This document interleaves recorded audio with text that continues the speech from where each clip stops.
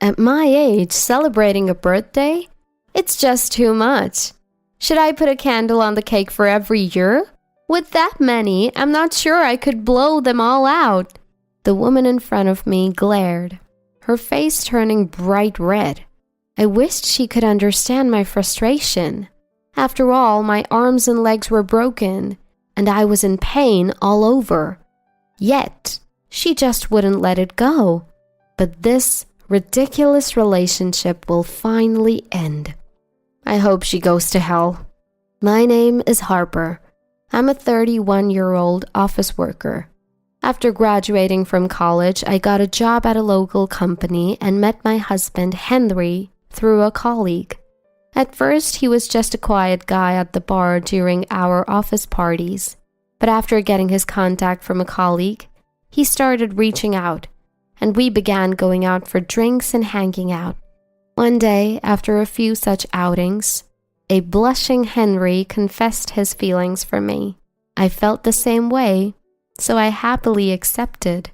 After dating for a few years, he proposed. My family is very close, and I want to build a warm home with Harper. He told me that. Little did I know, years later, I'd face such a nightmare. Starting next year, I'll be transferred. It's back to my hometown. I heard this from my husband a year after our marriage. I thought, so the time has finally come. His company transfers him every few years. We currently live in my hometown, but not his. His family home is quite far, over an hour by plane. I knew about the transfers when we got married, so I was mentally prepared. I never thought of divorcing or living separately because of this. I've only ever left my hometown for trips or work training, so leaving was a bit scary. But knowing he'd be with me was comforting. My mom and the others are excited to see us more often. Hearing that made me a bit uneasy, and there was a reason. My husband has an older brother-in-law who got married to his high school classmate, sister-in-law, due to a shotgun wedding when he was 19. Brother-in-law, who had just started working, lived with his in-laws due to financial constraints. Their son, born around that time, is now in middle school. I sometimes wonder why they don't move out and live on their own. But it seems the reason is mother-in-law and sister-in-law. They are as close as a real mother and daughter. Before the transfer, we visited his family a few times a year. But after marrying, I couldn't just be a guest. I tried to help in the kitchen. But they'd say, "Oh, Harper, just relax. We've got this." "Yeah, Harper, leave this to us." "But, the hallway's a bit dirty. Could you clean it?" They'd chat away happily after pushing me out. I didn't feel completely left out, but I did feel alienated. When I left the room, I could hear their laughter. Were they talking behind my back? Well, there's a difference between a daughter-in-law of several years and one of few months.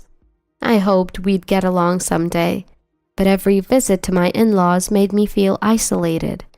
Seeing me with nothing to do, my husband would call out, "Come here, Harper, let's drink together." Mother-in-law and sister-in-law looked at me as if I was slacking off. Yet, when they spoke, it was with a fake smile. "We're fine over here." What do they want from me? So every time I visited my in-laws, I felt mentally drained. Father-in-law and brother-in-law were kind, and brother-in-law's son, Kenta, though a bit distant, probably due to his teenage years, would respond if spoken to. "You two seem close, but Harper's here too. Include her in the conversation." Father-in-law would often say that, perhaps out of concern. On such occasions, they'd invite me with a smile. "We were just about to call you, Harper." But once I joined, mother-in-law and sister-in-law would burst into laughter over some private joke. Did something happen? Even when I tried to join in, I'd get a dismissive, "Oh, something like that," from both. It feels so familiar. Oh, I remember. In school, after a fight with a friend, she spread rumors about me and all the girls in class ignored me. Yet, in front of the teacher, they acted like best friends.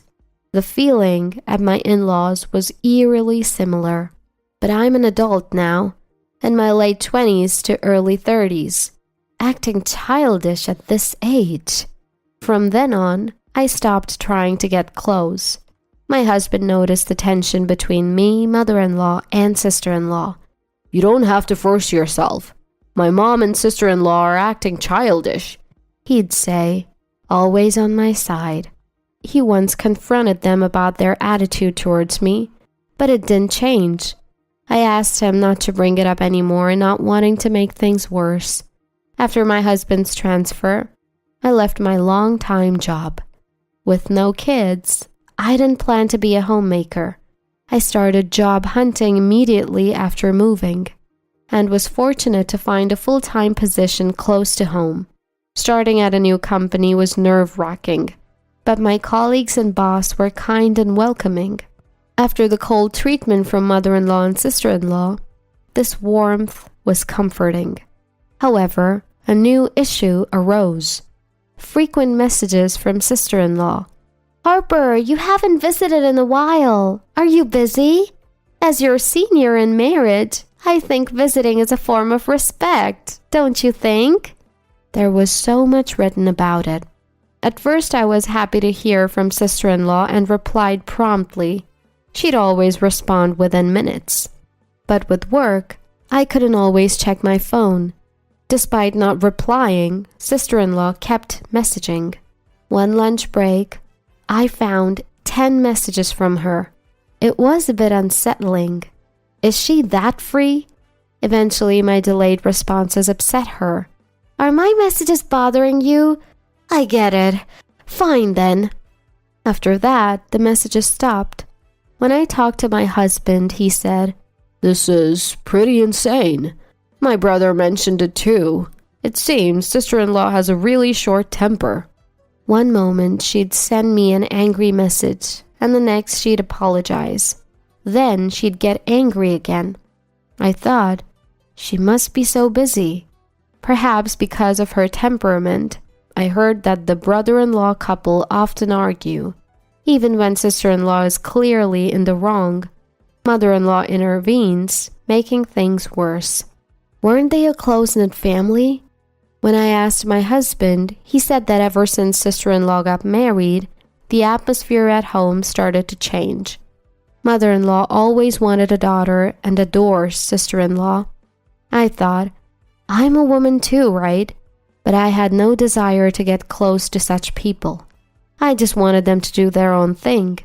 But then, out of the blue, I got a call from an unexpected person. It was mother-in-law. I was a bit taken aback, but I took a deep breath and answered. "Hello, Harper," mother-in-law with a slightly cheerful voice said. She's having a birthday party soon and would love for my husband and me to attend. "Oh, you don't have to bring a gift or anything." She repeated that 3 times during the call. So she's basically saying, "Come celebrate my birthday and bring a gift." I've never been invited by the birthday person themselves before. Typical of her, I thought. "I'll have to check with Henry when he gets home," I replied. Mother-in-law said, "If it's really not possible for both of you, just you will do. And don't worry about the gift." With that, she hung up. I have work too, but it seems she's already decided I'm attending. Usually she'd want both of us there, but she must really want a gift this time. I sighed. When I discussed it with my husband after he came home, he said he had an important business meeting that day and couldn't make it. When I informed mother-in-law, she said, "That's fine. Just you, Harper. I'll be waiting." And she hung up. I mean, I have work too. I could have chosen not to go, but I thought I'd try to fulfill the duties sister-in-law always talks about. So I decided to attend alone. By then, I had some paid leave, which I reluctantly used. Before I knew it, The day arrived. I headed to my in-laws' house earlier than the time mentioned. When I entered, sister-in-law was busily cooking. It was awkward since we hadn't met since that message. I greeted her, but she didn't respond. In the living room, an excited mother-in-law was eagerly waiting. She had asked me to decorate the room, so I hung up the various decorations I bought. She just stared at them in silence. I wish she'd go somewhere else. "It looks plain and cheap," she whispered so that I could hear, and quickly went to the kitchen. After a while, sister-in-law came into the living room and said, "Hey, can you get the cake? I'm tied up right now." She glared at me, looked around the decorated room, and muttered, "Lacks charm." I felt embarrassed being told that. "I'll finish up here and then head out," I said. Sister-in-law laughed and replied, "With these unimpressive decorations? What's the point now? You should have said something sooner."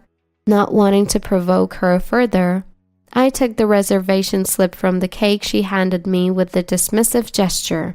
Feeling a bit annoyed, I headed to the front door. "Oh, by the way, I told them you'd be paying today," she said, and then slammed the door behind me. Really? She couldn't have said that any differently. I considered just leaving, but I thought better of it and headed to a nearby bakery with a heavy heart. "Here it is," the clerk said, showing me the cake. I was taken aback. It was a custom-made cake, large enough for a crowd, surrounded by whipped cream and fruits. There was an illustration of a family in the center. Seeing it made me incredibly sad.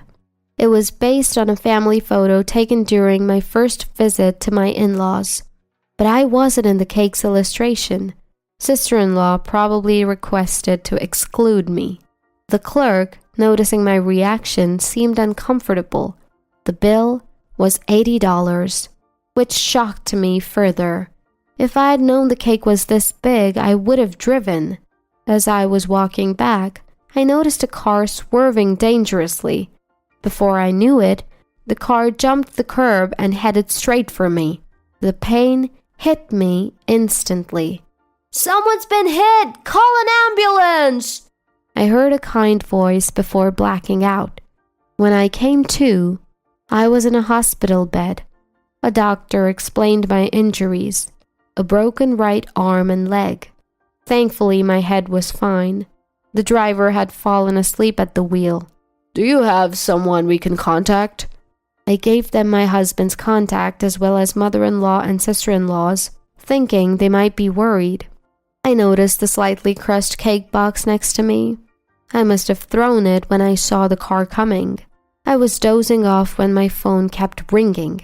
Answering it, I heard, "Where are you? It's my birthday. I heard you had a minor accident, but you're okay, right? Hurry back and help with the preparations." She hung up without waiting for a reply.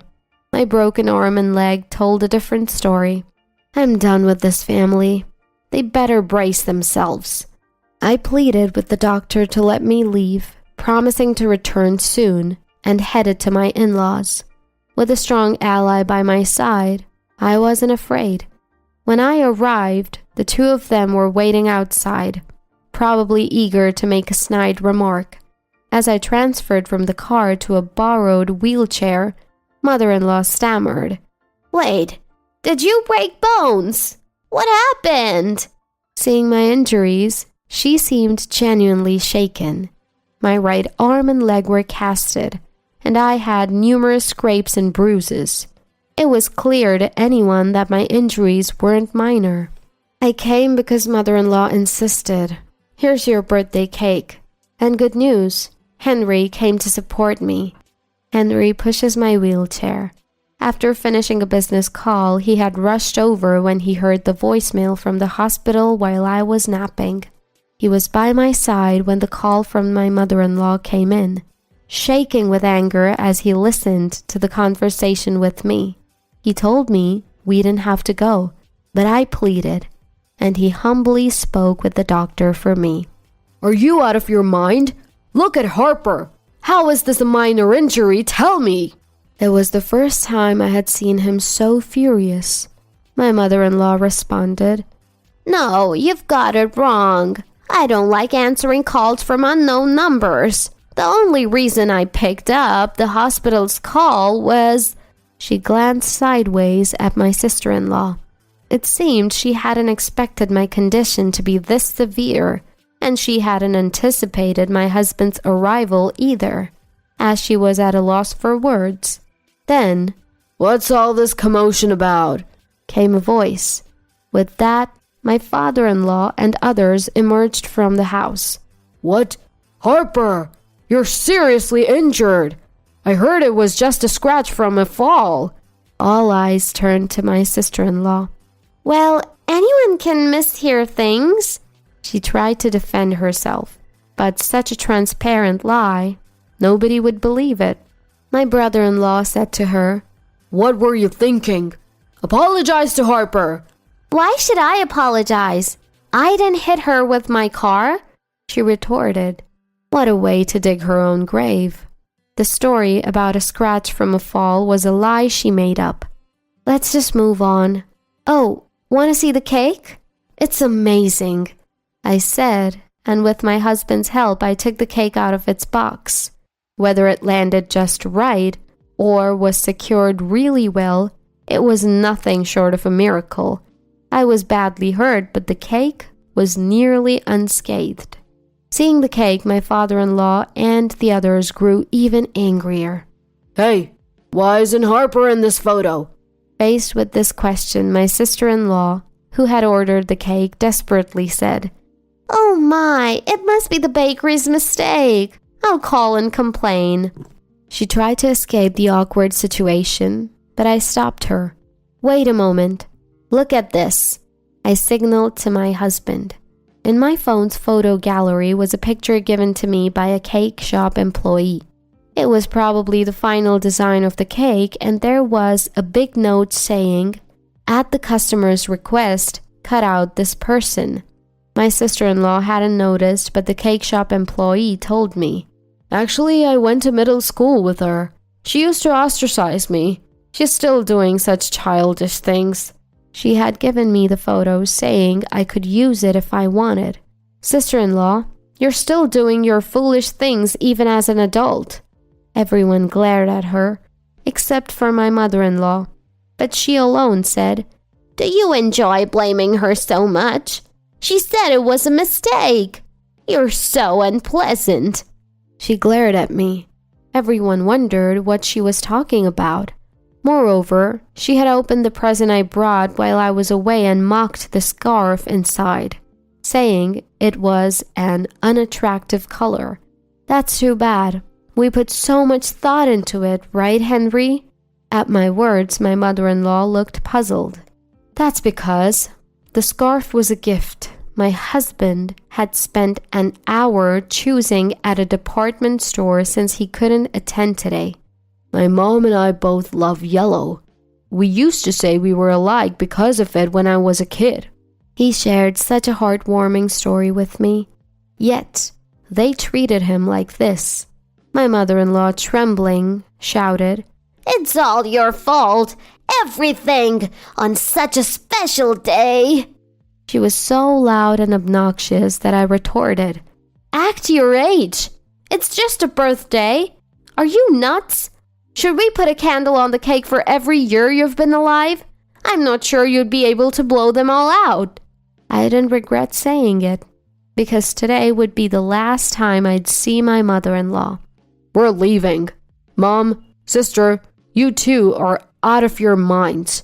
We won't be coming back here. We don't want to see you again.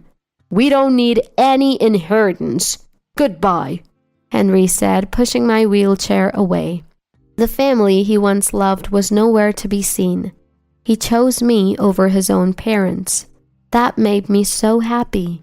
The aftermath was chaotic. My father-in-law offered my mother-in-law a divorce.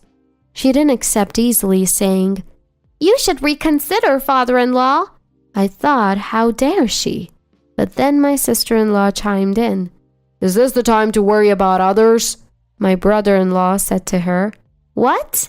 My sister-in-law looked puzzled as my brother-in-law, like my father-in-law, proposed a divorce.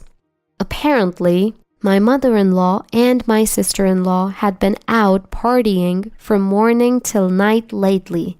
My retired father-in-law took care of most of the household chores. He had been patient, thinking she had supported him for many years, but he was fed up with her attitude towards me and the fact that they had been neglecting their grandson Kenta. Moreover, right after Kenta was born, my sister-in-law claimed she had postpartum depression and went back to her parents' house. It turned out she was lying and just wanted to party. When her parents found out, they disowned her. She had no place to go, so she clung to my mother-in-law. She also lied to my mother-in-law, saying I had bad-mouthed her. Mother-in-law, who easily believed that, is also mother-in-law. I was dumbfounded when I heard this. I hope those two malicious women live happily ever after. I don't need such a family. In the end, they couldn't come to an agreement. I'll give you the house. Do whatever you want. And my father-in-law said.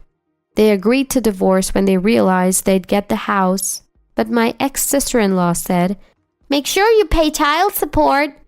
To which my brother-in-law replied, Why would I? I'm not giving you custody. She threatened to sue, but he had no intention of giving up custody. And Kenta said, I'd obviously go with Dad. She was counting on the child support, but the divorce papers were already filled and the divorce was finalized. You can't live on a house alone.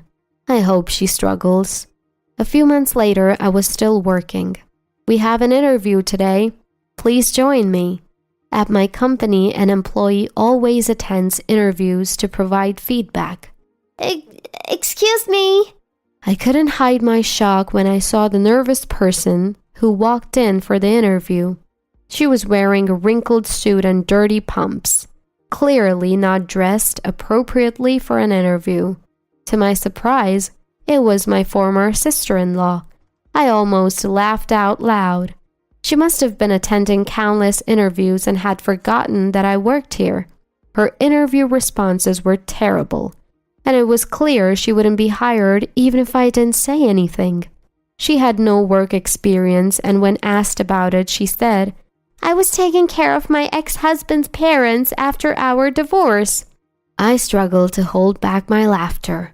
When my boss asked if I had any questions, I said, "It's wonderful that you're so family-oriented.